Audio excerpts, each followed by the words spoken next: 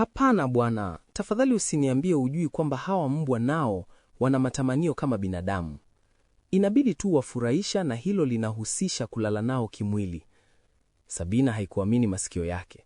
Maneno yale yalirindima kichwani mwake, yakizunguka tumboni kama mkunjo wa maumivu makali.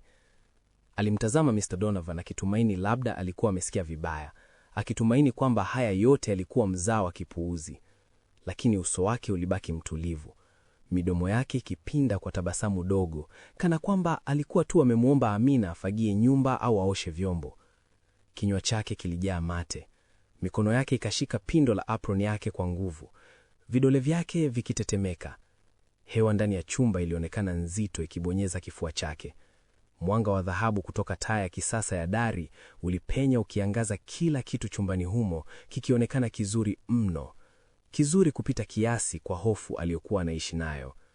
Chumba kilikuwa safi kabisa, kimepangwa kwa ustadi wa kisasa. Sakafu kubwa za marble zilikuwa zikimetameta chini ya mwanga wa taa za kifahari. Harufu nyororo ya manukato ya Chanel ilijaa hewani, ikichanganyika na kitu kingine, harufu hafifu ya wanyama waliolala karibu. Mbwa wanne wakubwa, Rottweilers, wakubwa na wanene, manyoyo yao yakiwa laini na yanang'aa chini ya mwanga, walilala kwenye vitanda vyao vya kifahari vya makochi, mikia yao ikitikisika kwa uvivu. Mmoja alinyanyua kichwa na kumtazama Amina kwa udadisi, lakini akiwa mtulivu. Mwingine akapiga miayo na kunyoosha miguu yake mirefu kabla ya kujilaza tena. Hawajui, hawakuelewa, akafikiria, lakini mimi ninaelewa. Mapigo ya moyo wake yalipiga masikioni mwake kwa nguvu, pumzi zikija kwa shida, fupi na zisizo sawa. Haya si kweli, haya si kweli, lakini yalikuwa kweli. Alitaka kukimbia, miguu yake ikapiga kelele ndani ya kichwa ikimlilia atoke, lakini hakuweza. Alikaa ameganda juu ya kiti cha kisasa cha mbao karibu na mlango, mwili wake ukiwa mgumu kwa oga. Chumba ghafla kilionekana wazi mno, kana kwamba kuta zake zilikuwa zimetengenezwa kwa kioo na ulimwengu wote ulikuwa unamtazama. Alimgeukia tena Mr. Donovan, midomo yake ikitetemeka, pumzi ikikatika. Bwana, mimi siwezi... Tabasamu lake halikupotea. Mr. Donovan, kwa sauti ya upole wenye hatari, unaweza na utafanya. Tumbo la Amina lilijikunyata kwa nguvu, akitikisa kichwa huku akishika apron yake kwa nguvu, kana kwamba ingeweza kumrudisha kwenye hali halisi. Tafadhali bwana, mimi nilikuja kufanya kazi ya ndani, sio kwa mambo kama haya. Uso wa Mr. Donovan ukabadilika, sauti yake nyororo ikatoweka, ikachukua ukali. Unadhani unachaguo? Wakati huo Amina alitambua kwamba maisha yake yote yamekuwa ni kuhusu kuishi tu. Alikuwa amepita jua kali akibeba mizigo mikubwa sokoni mwa Dar es Salaam ili kuwalisha mama yake na binti yake. Aliondoka nyumbani akiamini anafanya sadaka kwa maisha mabora, lakini hili lilikuwa zaidi ya yote aliyowahi kufikiria. Mbwa walihama kidogo vitandani mwao, mmoja akinusa hewa. Amina akameza mate kwa nguvu, mikono yake ikiwa imejaa jasho. Alifikiria angeweza kupolia Lia, lakini tayari alijua haitabadilisha chochote. Kwa hivyo alifanya jambo pekee aliloweza kufanya. Akanong'ona kwa sauti dhaifu, nipe siku 2 bwana.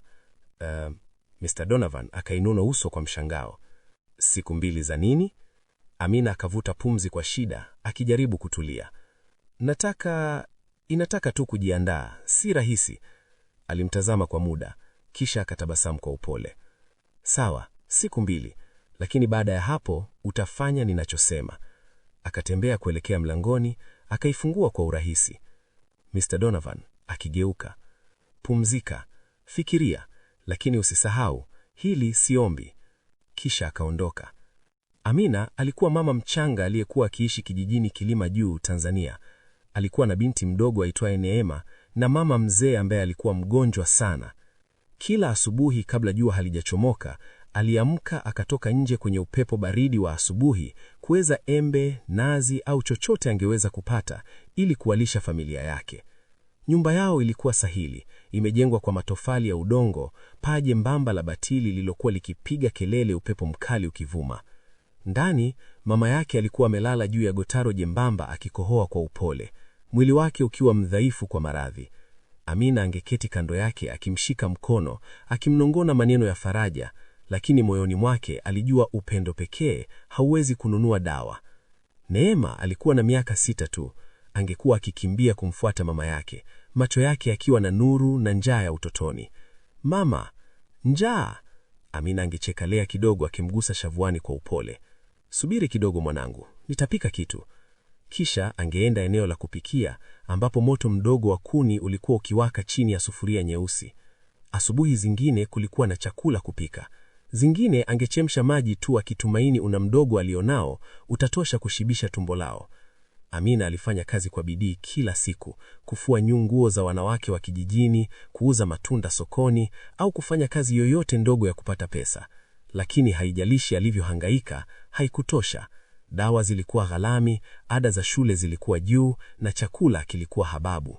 Usiku angekaa nje chini ya mwezi akisikia sauti za mbali za watu wakicheka kutoka nyumba nyingine, familia zenye matumbo yamejaa, watoto wanaoenda shule kesho bila wasiwasi. Alitamani maisha hayo kwa ajili ya binti yake Neema. Kisha akasikia habari za kazi za Marekani. Wanawake wengine kutoka kijijini walikuwa wamekwenda huko kabla yake. Walituma pesa nyumbani, wakajenga nyumba mpya. Familia zao zikapata maisha bora. "Ni kazi nzuri," walisema. "Unasafisha, unapika na wanalipa vizuri sana." Amina alifikiria hilo kwa siku nyingi, akilana macho usiku akitazama dari la mbao, akisikiliza pumzi za mama yake zenye udhaifu. Je, kweli anaweza kuondoka? Je, anaweza kumwacha Neema? Lakini alikuwa na chaguo gani? Jioni moja alikaa karibu na mama yake akasema kwa sauti ya upole, "Amina, mama, nataka kwenda Marekani kufanya kazi." Macho ya mama yake yaliyokuwa yamechoka yalifunguka yakimtafuta Amina usoni. "Mama, haitakuwa rahisi," akasema kwa sauti dhaifu. Amina akatikisa kichwa. "Amina, ninajua mama." Mama yake akavuta pumzi kwa huzuni, akamshika mkono. Vidole vyake vilikuwa vyembamba, dhaifu. "Mama, kama lazima uende mwanangu, basi nenda. Lakini niahidi kitu kimoja, uwe mwangalifu sana." Amina akameza mate kwa shida akitabasamu kwa unyonge. "Amina, nitaahidi mama, nitakuwa mwangalifu." Usiku ule baada ya kumlaza Neema, alikaa kimya gizani, akisikiliza upepo ukivuma nje. Alikuwa amefanya uamuzi wake. Ataenda kwa ajili ya Neema, kwa ajili ya mama yake. Haijalishi nini kingemsubiri upande wa pili. Amina alikuwa na msisimko mwingi kuhusu safari yake kwenda nchi mpya. Hakuwahi kutoka Tanzania maishani mwake, wala hakuwahi kufikiria kupanda ndege wala kuona nchi yenye mandhari tofauti kabisa na kwake. Safari yake ilianza kwa basi refu lenye mtikisiko kutoka kijijini Kilimajuu hadi Dar es Salaam, ambako angepanda ndege. Alielemeza paji la uso kwenye dirisha akitazama msitu wa mababu na nyumba za udongo zikibaki nyuma yake, akihisi mchanganyiko wa hofu na matumaini. Uwanja wa ndege ulikuwa na mwanga mwingi na watu wengi. Watu wakikimbia, wakizungumza, wakicheka kwa lugha ambazo hakuzielewa. Amina alikumbatia begi lake dogo kwa nguvu, akijirudia moyoni, "Hii ni kwa ajili ya mama. Hii ni kwa ajili ya Neema. Hii ni kwa ajili ya maisha bora." Safari ya ndege ilikuwa kama ndoto.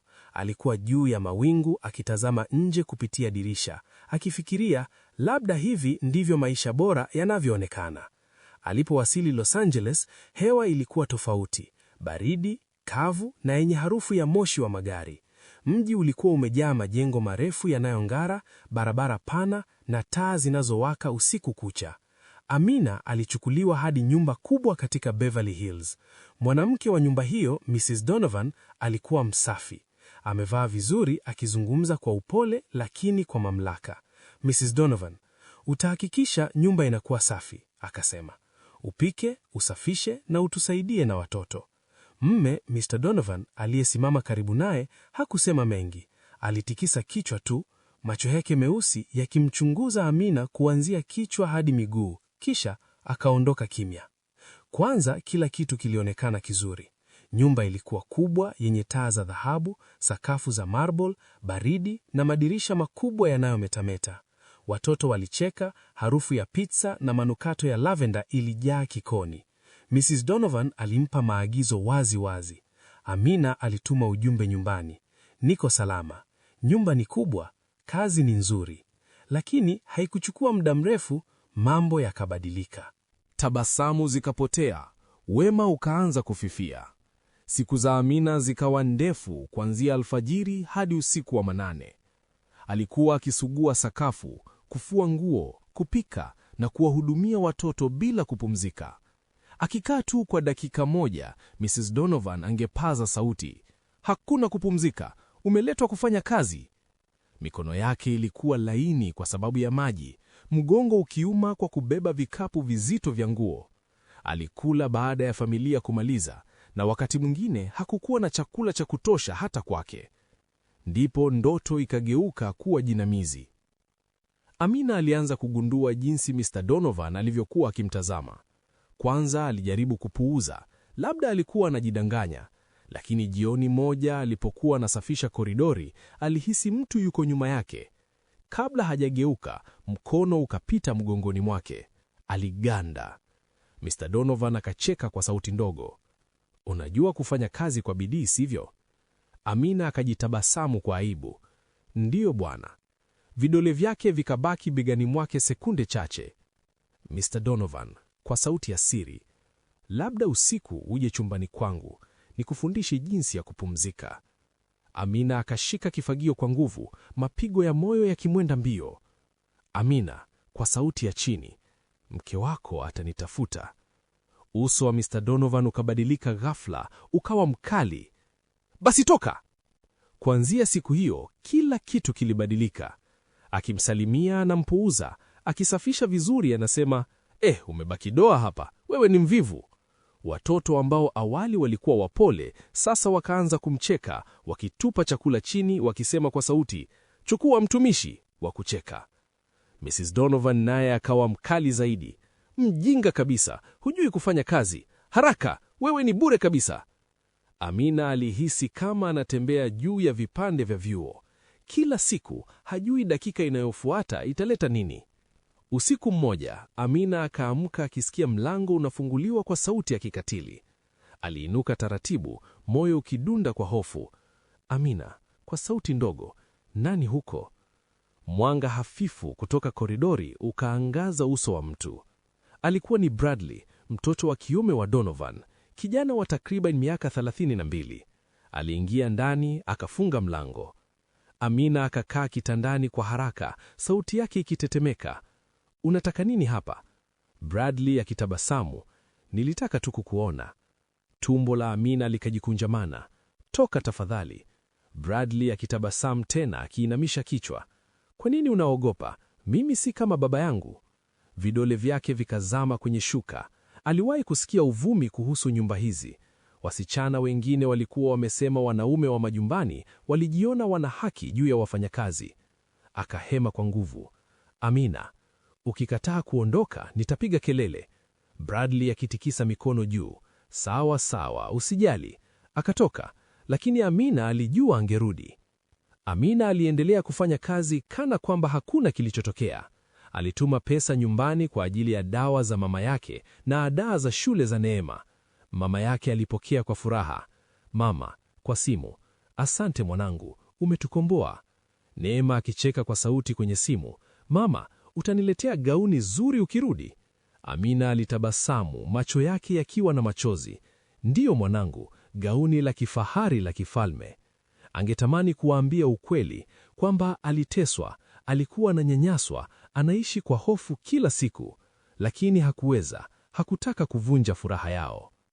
Kila usiku alilala na mlango umefungwa kwa funguo, akihofu miguu ya mtu kupita koridori. Mwili wake ulikuwa umechoka, roho yake imevunjika. Ndani kabisa alijua, lazima atoroke au angepotea kabisa. Siku moja, Mr. Donovan alimwita chumba maalum. Haikuwa moja ya vyumba alivyokuwa akisafisha. Alisita mlangoni, mikono yake ikiwa na sabuni, moyo wake ukipiga kwa nguvu. "Ingia," akasema kwa sauti tulivu. Amina akaingia kwa tahadhari. Chumba kilikuwa kikubwa, safi na chenye mwanga mkali, Lakini kulikuwa na kitu kisicho cha kawaida. Harufu hewani haikuwa ya chakula au sabuni, bali kitu kingine, kama pori, kama wanyama. Amina akatazama kuzunguka, macho yake yakiona safu za maboksi ya kioo, vitanda vidogo vya manyoya na kifaa cha mbao kilichoko pembezoni. Mr. Donovan alisimama katikati, mikono yake mifukoni, akimtazama kwa makini. Nataka nikuonyeshe kitu. Amina akatikisa kichwa polepole. Ndiyo bwana. Akatembea mbele karibu na sehemu ambapo kulikuwa na ndege wa rangi nzuri wakipiga mabawa. Nafuga ndege, akasema kwa fahari. Wengine ni wadhamini sana hapa mjini. Amina akatikisa kichwa tena. Hajui kwa nini anamsimulia hayo. Kisha akasogea upande mwingine kwenye mizinga ya samaki. Maji yakibubujika, samaki wa dhahabu wakiogelea kwa utulivu. Hawa wananunuliwa kutoka nje, wa bei kubwa sana. Amina akashika pindo la apron yake kwa nguvu.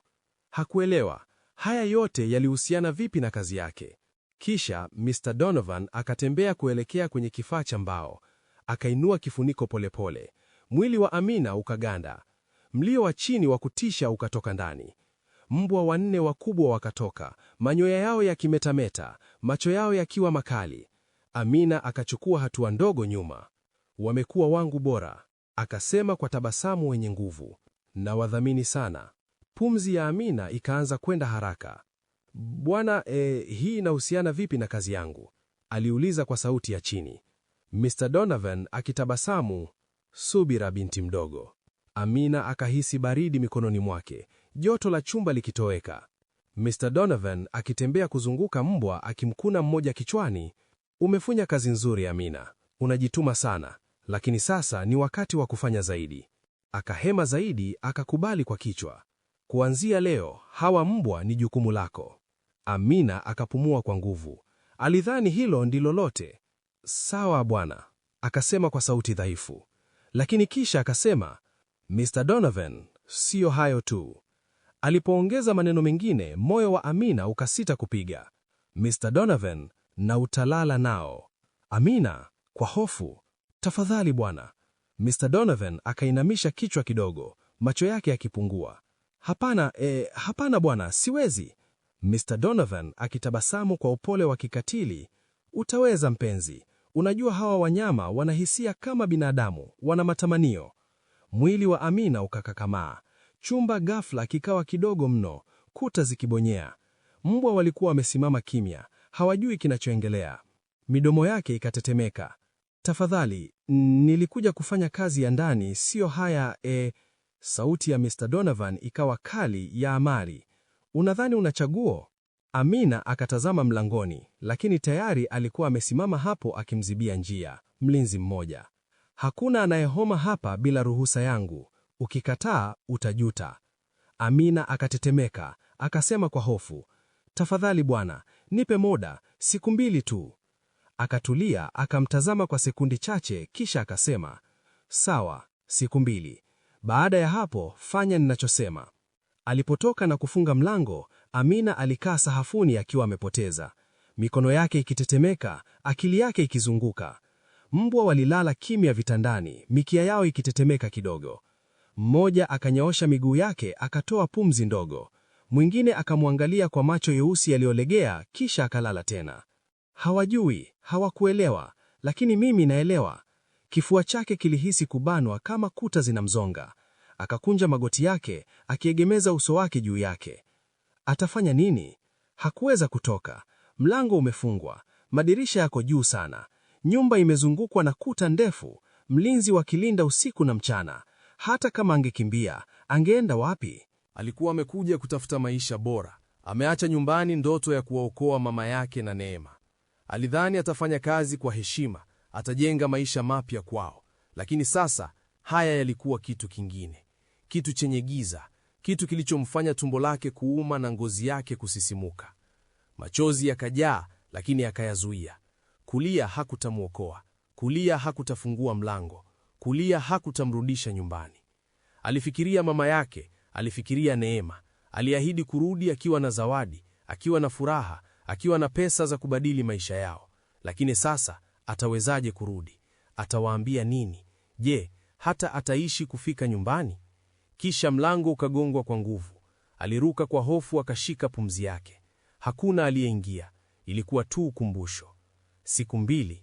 Amina alikuwa na siku 2 tu kuamua hatima yake. Sabrina hakuweza kuacha kufikiria kuhusu zile siku 2 alizopewa.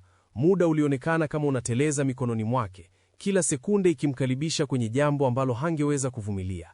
Alikuwa hana pasipoti, hana pesa, na hakuna njia ya kutoroka kupitia lango lililokuwa likilindwa muda wote.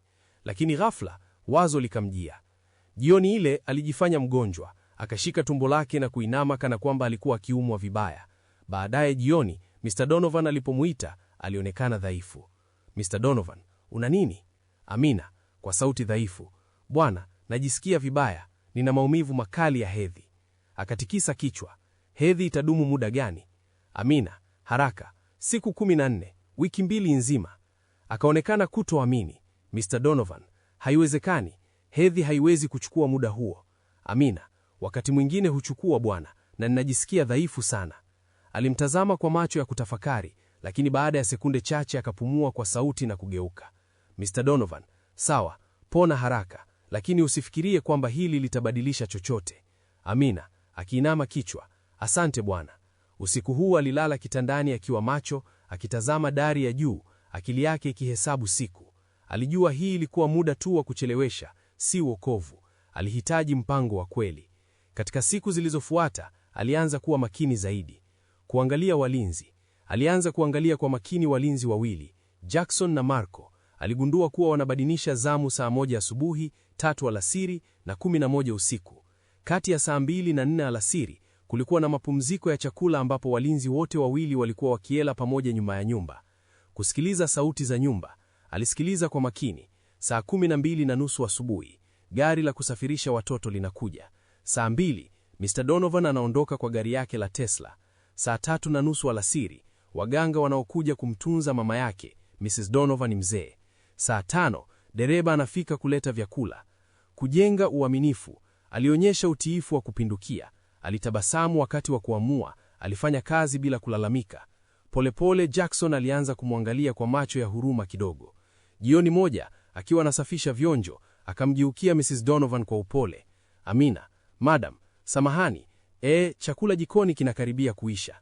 Mrs. Donovan hakuwa na muda, hakumwangalia sana. Mrs. Donovan, mwambie Donovan kesho. Asubuhi iliyofuata, Mr. Donovan akaingia jikoni. Amina akainama kwa heshima. Bwana, chakula jikoni kimeisha karibu. Naomba niruhusu niende sokoni kununua. Alimtazama kwa macho makali. Mr. Donovan, wewe, kwa nini si dereva? Amina, kwa ujasiri, mimi najua vitu tunavyohitaji bwana. Nitakwenda haraka na kurudi. Alimtazama kwa muda mrefu, kana kwamba anajaribu kuona kama anadanganya. Kisha akaingiza mfukoni, akatoa noti 100 za dola. Mr. Donovan, sawa, lakini usichelewe. Una saa 1. Amina, mikono ikitetemeka. Asante bwana. Alitembea kuelekea mlangoni, miguu yake ilihisi mizito, kila hatua ikiwa kama inamwaga hofu chini. Lakini hakusimama. Alipita kwenye ua wa elektriki. Jackson alimwangalia. Amina, akitabasamu, bwana ameniruhusu niende sokoni. Jackson alitikisa kichwa, hakuwa na habari. Alifungua lango. Mara tu walipovuka lango, moyo wake ulikuwa ukipiga kwa kasi, pumzi zikipanda na kushuka. Alitembea kwa kasi, kisha alikimbia, miguu yake ikikata mitaa isiyoijua. Hakuangalia nyuma, hakujali kama walinzi wanamfuata. Nguo zake zikipeperuka, mikono yake ikishika handbag yake kwa nguvu. Hatimaye akaona jengo dogo la kituo cha polisi. Nje yake kulikuwa na gari nyeusi na nyekundu la polisi. Akajikokota ndani akipumua kwa shida. Polisi moja, unaweza kusaidiwa? Amina, sauti ikitetemeka. Tafadhali, nisaidieni. Akashika kaunta, mikono yake ikitetemeka, machozi yakitiririka. Amina, naomba msaada. Kabla hajamaliza kusema, mwili wake ukaishiwa nguvu. Akaanguka chini. Kelele zikajaa, sauti, miguu, mwanga mkali juu yake. Kisha giza. Alipoamka, alikuwa amelala kwenye benchi dogo ndani ya ofisi. Feni ikizunguka taratibu juu yake. Harufu ya makaratasi ya zamani ikijaa hewani. Askari wa kike, Officer Rodriguez, Aliketi karibu akimnyooshea kikombe cha maji. Ofisa Rodriguez: kunywa. Amina akainua mkono kwa shida, akakipokea. Maji yalipenya koo lake kavu, akammeza kwa tabu. Askari mwingine wa kiume, Ofisa Miller, akasimama pembeni akimwangalia kwa makini. Ofisa Miller: kilichotokea? Amina alifungua mdomo, lakini hakuna sauti iliyotoka. Kumbukumbu zikamvamia kama mawimbi mazito. Alilia kimya, kisha kwa sauti iliyovunjika, Amina, nimetoka Tanzania. Nilikuja kufanya kazi ya ndani, lakini... Alianza kuelezea yote. Kuhusu kupigwa, matusi, njaa. Kuhusu jinsi walivyomtendea kama hana dhamani. Alimwambia kuhusu Mr. Donovan, kuhusu mbwa, kuhusu kile alichotakiwa kufanya. Sauti yake ikavunjika katikati, mikono yake ikishika nguo yake kwa nguvu. Nataka kurudi nyumbani. Sihitaji pesa tena. Sihitaji kazi hii. Nataka tu kurudi nyumbani. Chumba kikawa kimya. Wote wakamtazama bila kusema neno. Ofisa Rodriguez akamshika mkono kwa upole. Ofisa Rodriguez, uko salama sasa. Yu salama. Kwa mara ya kwanza baada ya miezi mingi, Amina aliweza kuamini maneno hayo. Haikuchukua muda mrefu, mamlaka zikamsaidia. Ulinzi, wakamweka kwenye nyumba salama ya mlinzi. Haki, wakamchukulia kesi kinyume cha Donovan. Kurudi nyumbani, wakanunua tiketi ya ndege ya kurudi Tanzania. Pesa, wakampa $1,000, shilingi milioni 2 za Tanzania. Haikuwa nyingi, lakini kwake ilikuwa muujiza. Alipokuwa akipanda ndege, macho yake akaanza kumtoka bila kujizuia. Safari hii hakulia kwa hofu, alilia kwa faraja. Alikuwa anarudi nyumbani. Safari ilikuwa ndefu, masaa 18 yakisonga taratibu. Alitazama nje kupitia dirisha akiona mawingu yakipita chini. Moyoni aliwaza, je, mama yangu yuko salama?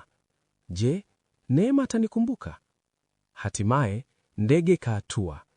Hewa ya Tanzania ilikuwa joto na yenye harufu ya udongo na moshi wa majiko ya makaa. Amina akapiga hatua nje ya uwanja mdogo wa ndege wa Julius Nyerere.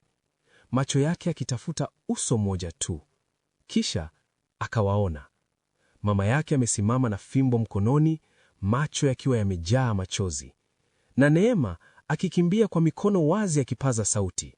Neema, mama! Amina akaangusha begi chini, akapiga magoti, akafungua mikono yake. Neema akamkumbatia kwa nguvu. Amina akampisu kichwa akivuta harufu ya unyumbani, harufu ya udongo, ya mafuta ya kupikia, ya upendo. Mama yake akapiga magoti kando, akimgusa usoni kwa upole, kana kwamba anahakikisha ni kweli. Mama, kwa sauti ya kicheko na kilio, umerudi? Amina akatikisa mkono, machozi yakimtiririka. Nimerudi mama, nimerudi. Akawatizama watu waliowapigania, kisha akafumba macho akamshukuru na kumwomba Mungu aendelee kumtetea. Asante kwa kusikiliza hadithi hii. Tafadhali usisahau kushare na wengine. Kila kushare kunaweza kusaidia kuelimisha mtu mwingine. Kumbuka, hadithi hii imeandikwa kwa kutokana na hali halisi za wafanyakazi wa nyumbani wengi.